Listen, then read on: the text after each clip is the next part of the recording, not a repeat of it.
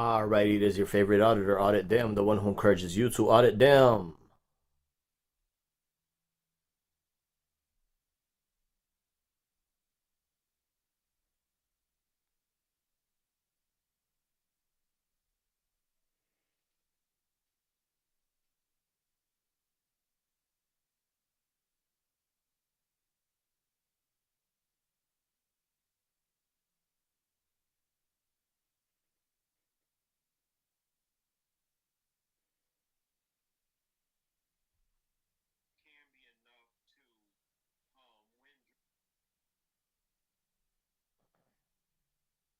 Alrighty, let's just wait for a few people to get in here before we begin.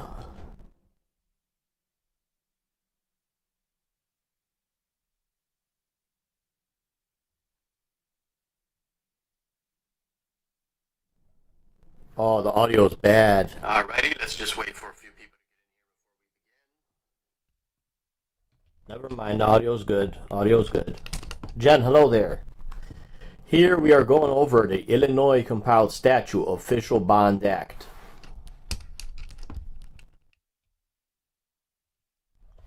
Now, when, law enforcement has insurance. So before we get started, this is not any legal advice. Disclaimer, do more reading at home. So here we are at 5 ILCS, Illinois Compiled Statute 261. All official bonds required by law to be given by any public officer or public employee, including executors, administrators, and guardians. In the state, it shall be signed by that officer or employee and his or her securities,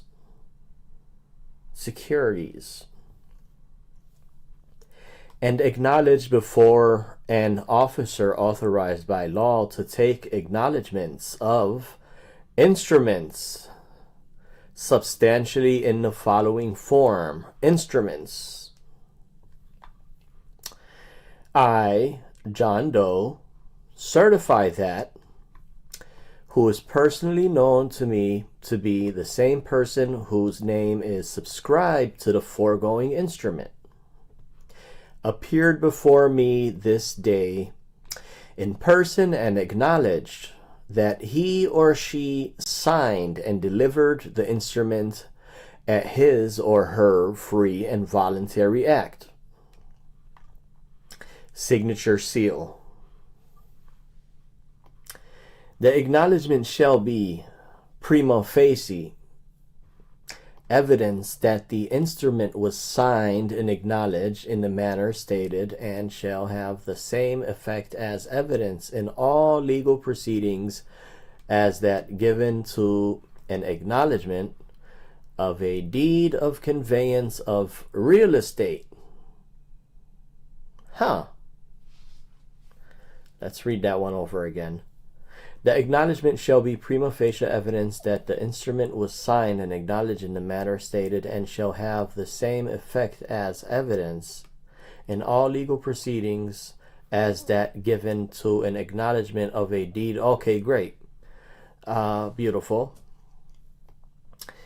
Each public officer or employee who is required to give an official bond may be required by court, officer or board whose duty it is to take or approve the bond,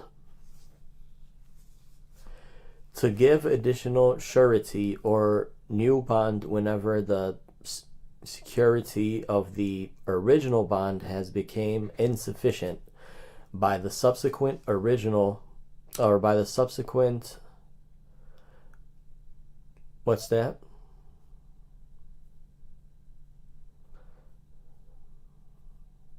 Insolvency, death, or removal of any of the sureties.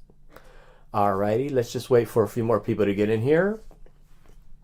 Alrighty, let's go ahead and see here. Any officer or employee who fails to give bond when required under this section within 10 days after he or she is notified in writing of the request shall be deemed to have vacated his or her office. 5 ILCS 263. They say 2 was repealed. We got to look that up. It shall be the duty of the judge of the circuit court of each county, except the county of Cook,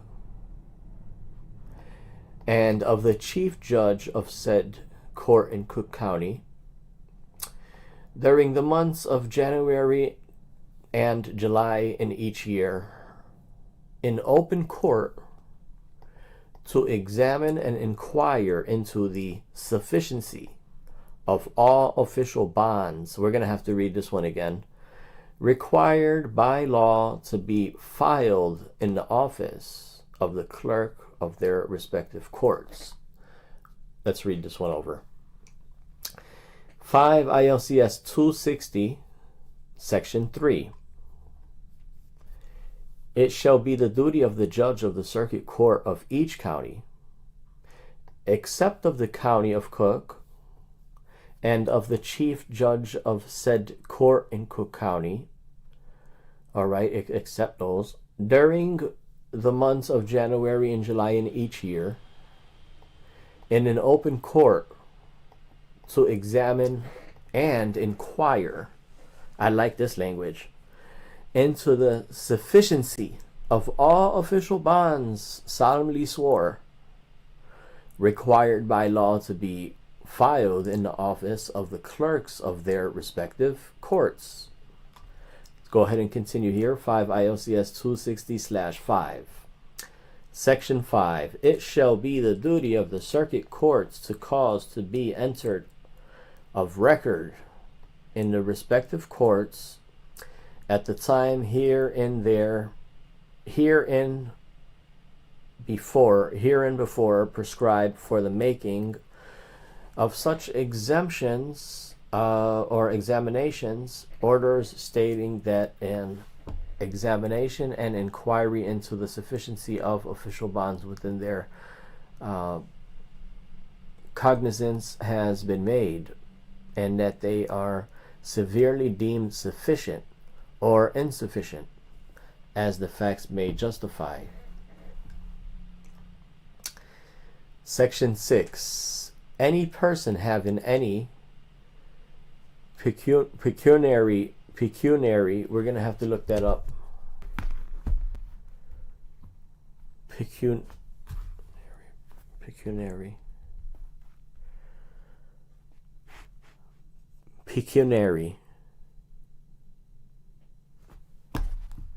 Formal. Any person having pecuniary. Any. Oh shit. Here we go. Pecuniary. We're gonna have to look that up. Okay, relating or consisting of money. Relating to or consisting of money. Well. So, any money interest in the sufficiency of the official bond of any of the officers here referred to may appear before the governor or the court. Governor or the court may appear before the governor or the court as the cause may be, as the case may be. Okay, so at the time of the examination of the official bonds, and make suggestions in relation to sufficiency of any such bond, an officer any legal evidence tending to show the same to be insufficient. And any officer whose bond is being examined may also appear and introduce any legal evidence tending to show the sufficiency of his official bond. Hey T, Section 7. Upon any examination by either of said judges, he is of opinion that for any reason the bond of any officer is insufficient,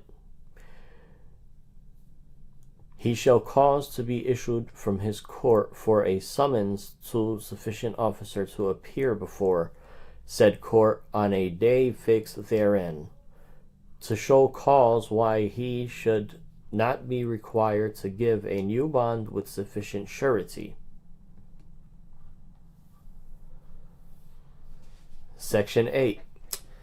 If such officer fails to satisfy the court that his official bond is sufficient, sir, is your official, sir, officer, lieutenant, are you working with a sufficient bond with surety? Okay, if the officer fails to satisfy the court that has his official bond is sufficient, the court shall require him within such time as it shall direct or not exceeding 30 days to give a new bond with sufficient sureties to be approved in the same manner as the bonds of such officers are required by law to be approved. And that is 5 ILCS 260 section 8.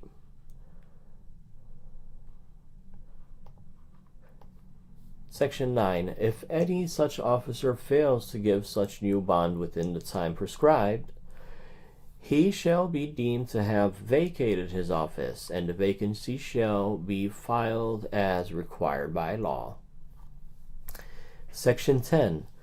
When a surety upon the official bond of any state officer or agent, county, town, city, village, incorporated town, or other public officer, or the executor and administrator, or executor or administrator of such surety desires to be released from such bond, he may give notice in writing to the officer upon whose bond he is surety upon whose bond he is surety that he desires to be so released. This is a good one. We might have to read it again. And that such officer give a new bond with sufficient sureties within 10 days after receiving such notice. See, you got to talk this language. Sufficient surety. Sir, are you working on an honorable sufficient surety? Any may within 5 days after the service, may within 5 days after the service of such notice deliver a copy of the same, with an affidavit showing the time and manner of service, to the court officer or board authorized to approve the bonds of such officers. And if such officer shall not within 10 days after receiving such notice, or within such further time not exceeding 20 days, as the court, officer or board shall allow, give a new bond with sufficient surety approved as required by law, his office shall become vacant, and the vacancy shall be filed as provided by law. So this is another good one. Let's look at the comments here. Hello there, TV, long time TV. Alrighty.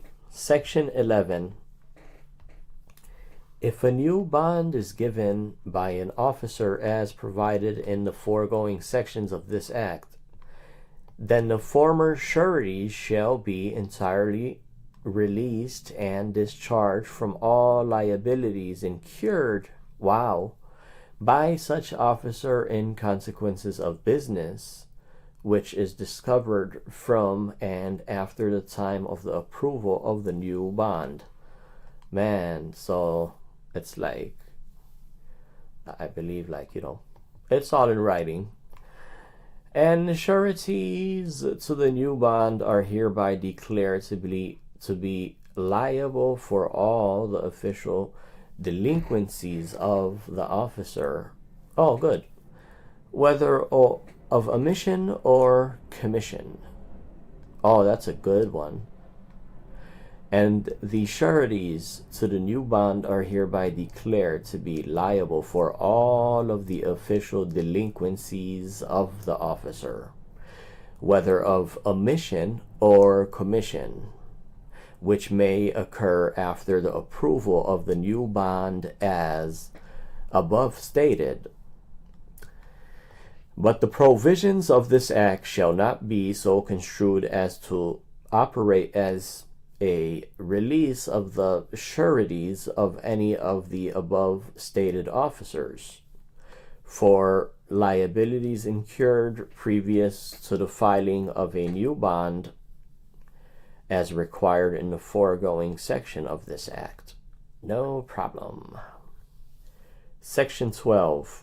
It shall be the duty of such officer, if he shall fail to give bond as provided for in this act, forthwith to deliver over to his sureties all books, monies, vouchers, papers, and every description of property, whether pertaining to his office. And the said sureties may, at any time after said failure to file said bond, maintain an action of replevin, or other appropriate action to recover such property, money, effects from the said principal. This is stuff we have to read again. Right now we're just zipping through it. We'll reread it at a later time. So let me go ahead and take a screenshot here. Alrighty, we'll go ahead and continue. So we are on section 12. Well, yep, moving on. 5 ILCS 260/13, section 13.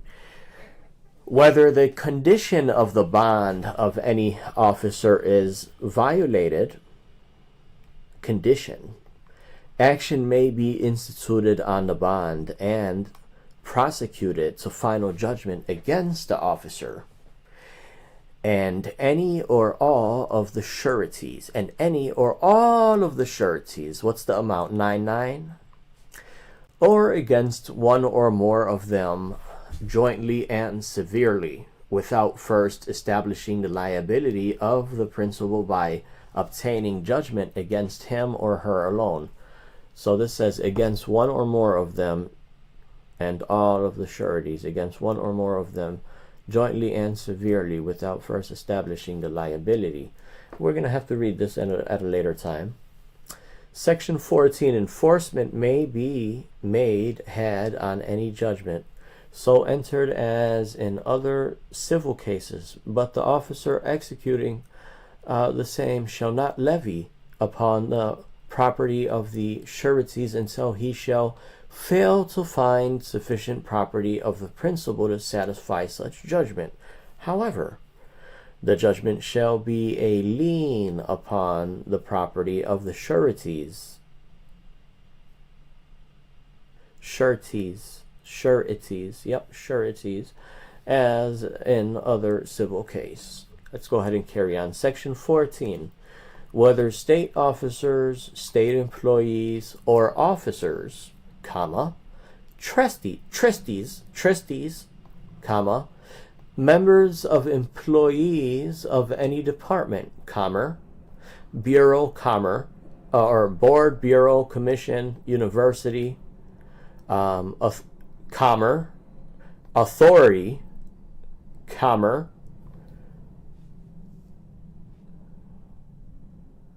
GJM, you are dedicated doing a live stream for your calls on election night.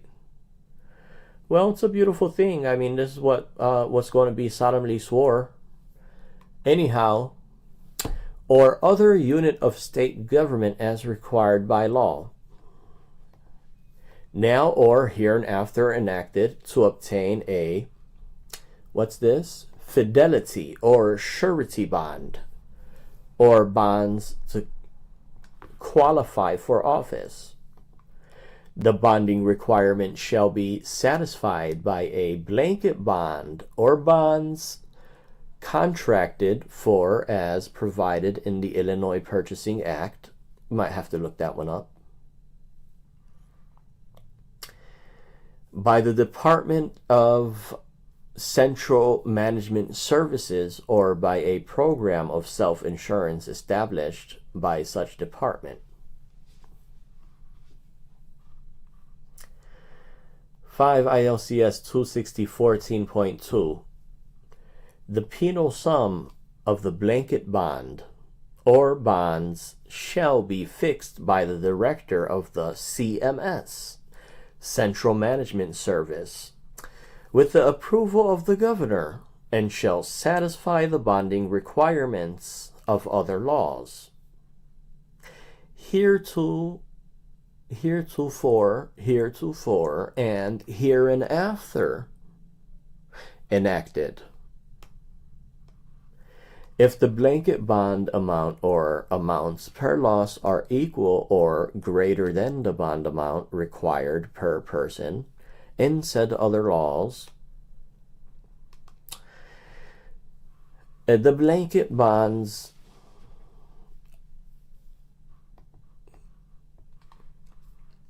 or regular bonds may contain a deductible or self-insurance provision from the third partier in the amount determined by the director of CMS. Now I gotta put my deep voice on. Central Management Services, to be consistent with economic risk management. We are at section, let me see the comments here. Hello there, and Andy. GJM.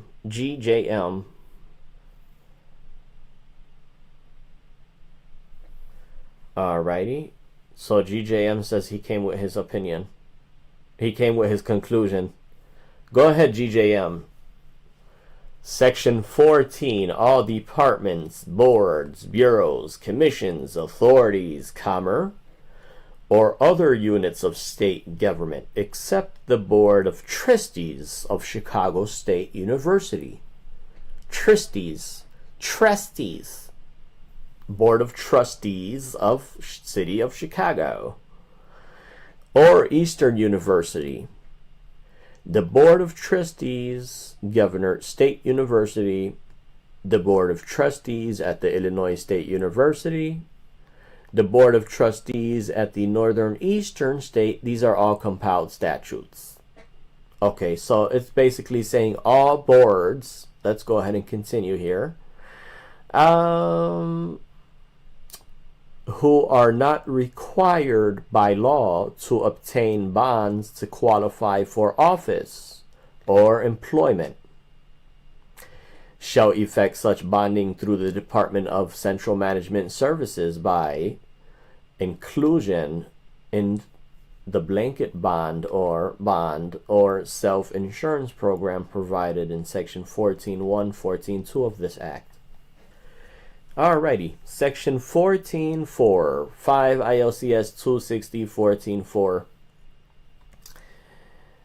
The blanket bond or bonds provided for in Section 14 and 14.2 of this Act shall be payable to the people, here we go, of the state of Illinois for the use and benefit of the agency employing the bonded officer or employee, and shall be with surety company or should be with a surety company or companies approved by the director of Central Management Services, and authorized to do business in the state under the laws thereof.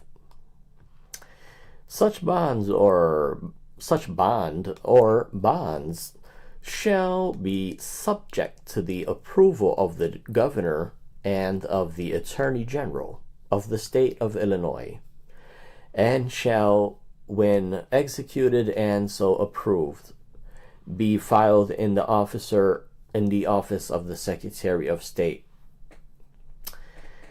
The Department of Central Management Services shall make an equitable distribution of the cost of the blanket bond or bonds of self-insurance program provided for the sections 14.1 and 14.2 of this act between the agencies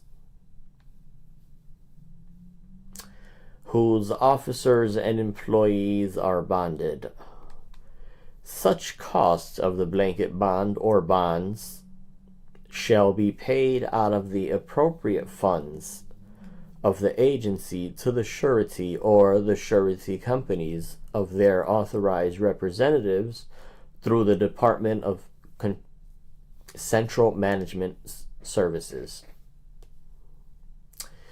Claims and administrative costs of self-insurance program shall be paid on a pro rata and per occurrence basis out of the appropriate funds of self-insured agency. Beautiful.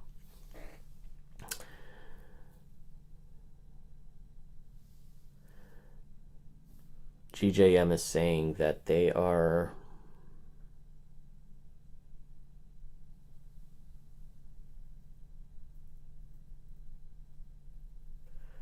yeah. So this is the Illinois compiled statute. This is pertaining to Illinois. It's similar in your state. The Official Bonds Act, bond.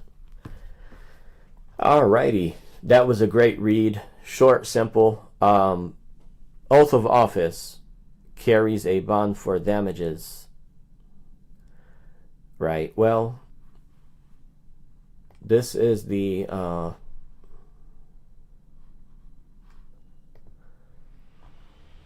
catalog here.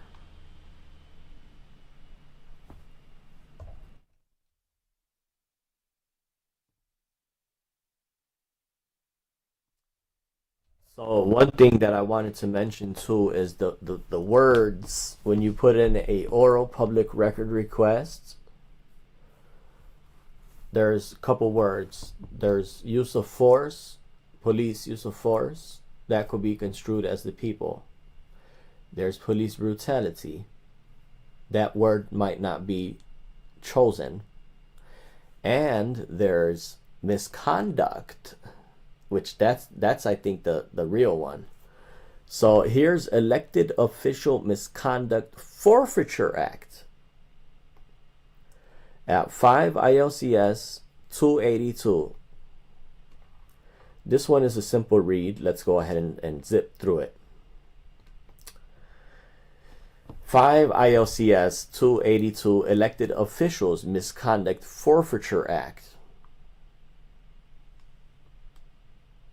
Definitions. For the purpose of this act, elected officials means any former elected official whose term of office is terminated by operation of law for conviction of an offense, who is removed from office on conviction of impeachment for misconduct in the office, misconduct, or who resigned from office prior to, upon or after conviction, beautiful, and proceeds, with emphasis, and proceeds. Okay, so they're defining now proceeds means any interest in property of any kind acquired through or caused by an act or omission, or derived from the act of omission, consent, directly or indirectly, and any fruits of this interest in whatever form. Huh. Hey, Invalid, what up, though? Alrighty. GJM says, what is your thought? Well, it's all in writing. So let's see what we got here. Section 10. Purposes. The General Assembly finds that it has compelling governmental interest in, number 1, preventing criminals from profiting for their crimes.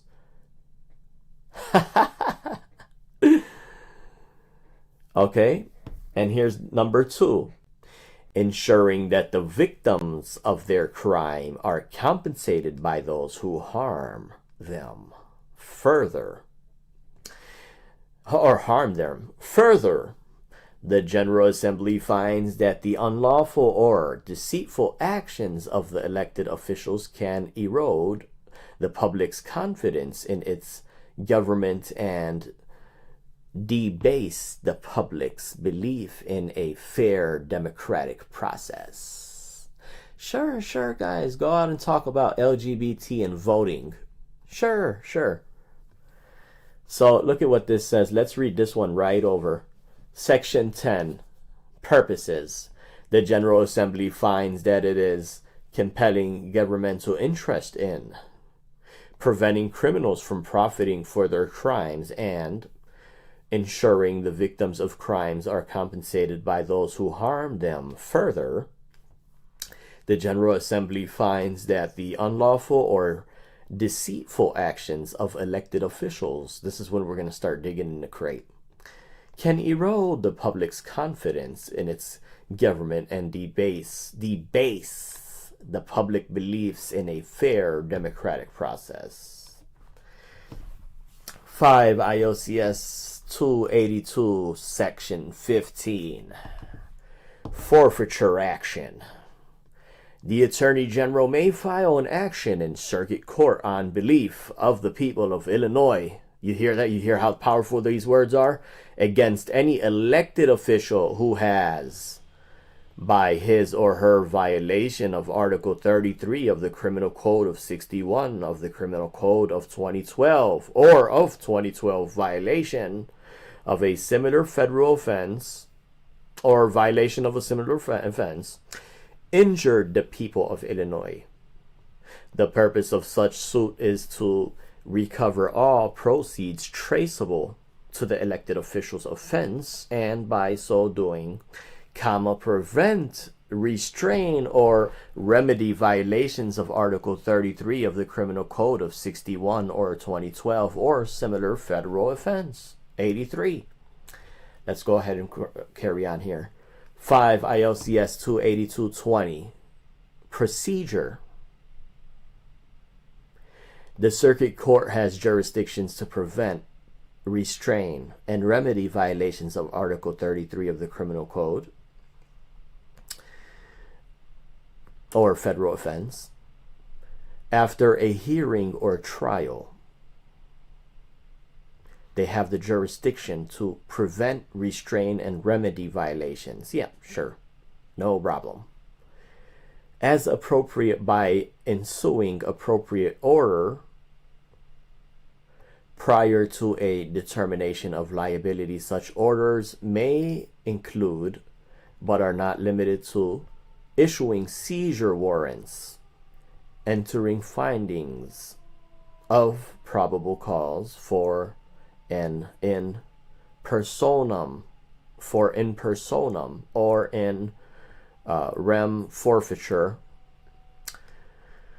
or taking such other actions in connection with any property or other interests subject to the forfeiture or other remedies or restraints pursuant to this section as court deems proper. If the Attorney General prevails in his action, the court shall order the forfeiture of all proceeds traceable to the elected official's violations of Article 33 of Criminal Code, yada yada, proceeds seized and forfeited as results of the Attorney General action will be deposited in the general revenue fund of the corporate county funds as appropriate. That's a beautiful one.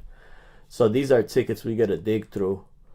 The general revenue fund, we need to see deposits in that fund. So go ahead and take a screenshot of this one, and we'll go ahead and put oral requests for these. We're gonna get on the fucking phone, put these requests in. Excuse my English, not French. Nope, no problem. No, you know, I gotta start shouting at people to start, you know, reading. I'm gonna start shouting at you guys for reading this stuff. Term for not reading. The term of forfeiture, 5 ILCS 282, section 25.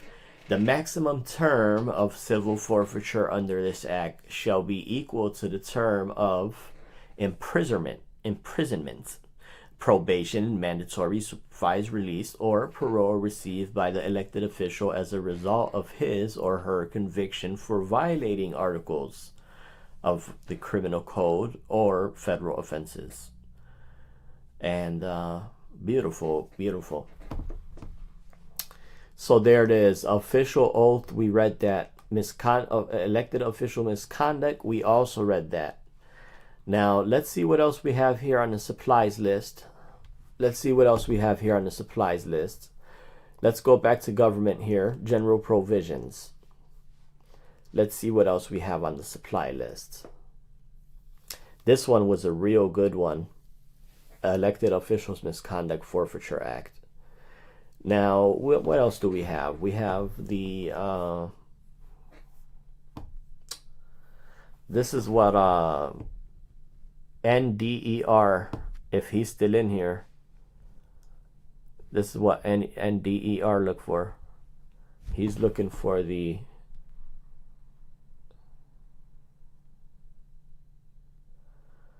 well, let's just go ahead and carry on here.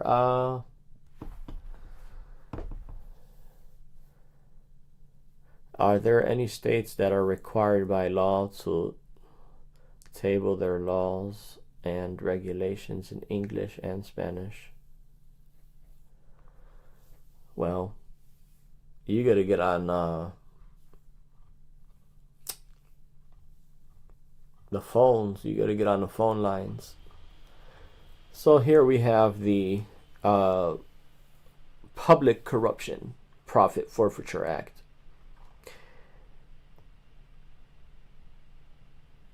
Okay, this is unfucking believable. We're gonna read some parts of this, and we'll probably call it a night. I want to keep this one under an hour. I'm thankful and I'm grateful for everybody who's been on the channel since day one. Most of the people, they like seeing the videos more than the readings. However, I am out in the field and I do have unreleased content. I'm always out working. However, I'm going to be releasing some new videos, and I'm telling you, the clipboard has been updated. The paperwork has been prepared. So here we are at 5 ILCS 283-1, Public Corruption Profit Forfeiture Act. Legislative Declaration, Section 5. Public corruption is far-reaching, continuing, and extremely profitable criminal enterprise which diverts sufficient amounts of public money for illicit purposes. Public corruption-related schemes persist despite the threat of prosecution and this is very fact. Prosecution and actual prosecution and imprisonment of individual participants because existing sanctions do not effectively reach the money and other assets guaranteed by such schemes. This is a big one. This one is huge. I gotta memorize this when I go out auditing and the Esquire puts on a right hand. I gotta read this out loud to him. I gotta memorize this. Section, this is again, this is the Public Corruption Profit Forfeiture Act. What's normal? He's so happy. He likes this statute.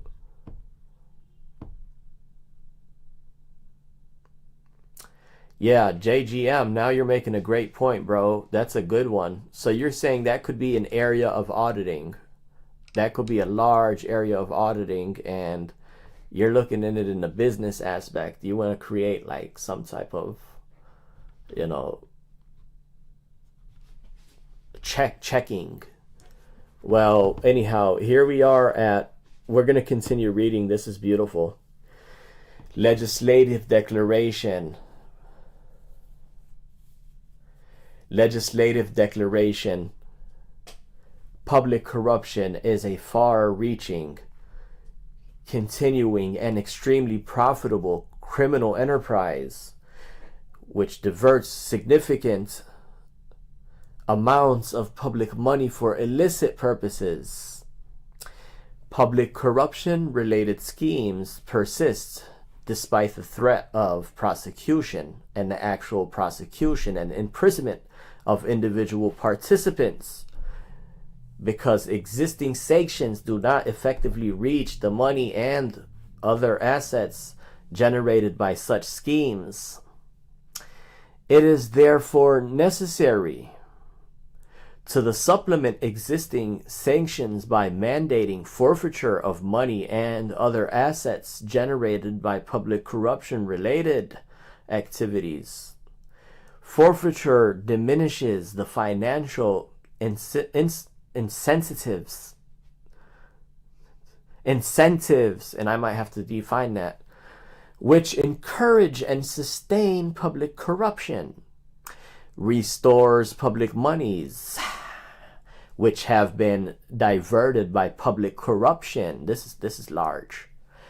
And secures for the people of the state of Illinois assets to be used for enforcement of laws governing public corruption.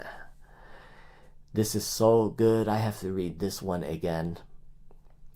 Legislative Declaration at 5 ILCS 283 Section 5. Legislative Declaration. Public corruption is a far-reaching, continuing, and extremely profitable criminal enterprise which diverts significant amounts of public money for illicit purpose. Public corruption-related schemes persist despite their threat of prosecution and the actual prosecution and imprisonment of individual participants, because existing sanctions do not effectively reach the money and other assets generated by such schemes. It is therefore necessary to supplement existing sanctions by mandating forfeiture of money and other assets generated by public corruption-related activities. Forfeiture diminishes the financial incentives which encourage and sustain public corruption, restores public monies which have been diverted by public corruption, and secures for the people of the state of Illinois assets to be used for enforcement of laws governing public corruption. This is amazing. This is the strongest code next to the Illinois Compiled Statute, the actual Freedom of Information Act.